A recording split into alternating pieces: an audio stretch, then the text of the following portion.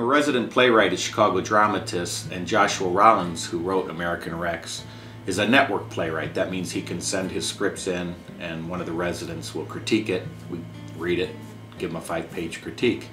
So I read American Rex, gave him a critique on it, and I told him I really liked it and that I'd like to read it once he had a chance to do the rewrites. And about 6 months later he sent it to me again and said, you know, I worked on it, put some of your input into the script. So I read it again and it had improved even more. So at that point I called Joshua, because we have a reading series here at Chicago Street Theater, and I asked him if he wanted to hear the play read. So we did a stage reading upstairs in our studio, and after that reading, Johnny Pera and Tracy Brandt were interested in directing it as a full production. So they talked briefly to Joshua about it while he was here, and then we had some subsequent conversations with him, and it ended up that we put it in our 2012-2013 season. So I'm pretty proud that I found it and brought it here, because he's a talented writer, and now we're on the verge of putting it up on its feet in front of an audience, which is really exciting. I'm playing Daniel. I'm playing one of the bosses that runs the mines, and as you see when you come and see the show, I get very involved in the family that's portrayed in this play. We've got some veteran actors that are working with new scripts in this, as well as some brand new people who've never worked with a live playwright who is going to be in the building while they're working. So it's been interesting to watch the progress. He has been from afar because he's a student at University of Colorado in Boulder, and he actually has gone back to school for playwriting. And he's a Chicagoan, has been an actor and actor for a long time, and has been more recently a writer. And he's had some good success.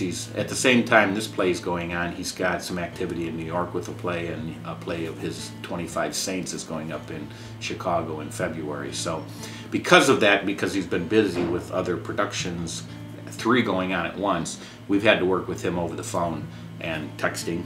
And that's why we're looking forward to him actually being in the building, and we can work closely with him on it.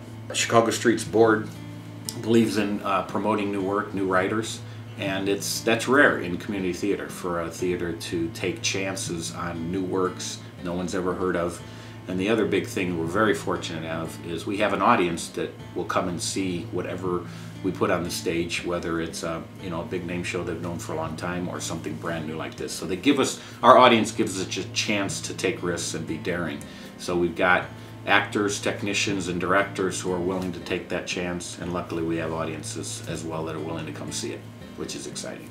The set is graphically very busy, and you walk in and you look at a place that you know has been lived in for a very long time, generations, and there will be sound effects, and the music and the lighting is all, and some other special effects we're going to be doing which we've never done before on stage, that'll just give the effect of you're in a place that could be falling apart at any moment around your ears. It's cutting edge in that it's a great topic about miners and how they live and survive in West Virginia in this case, and how they are manipulated possibly by a company, or maybe they're manipulating.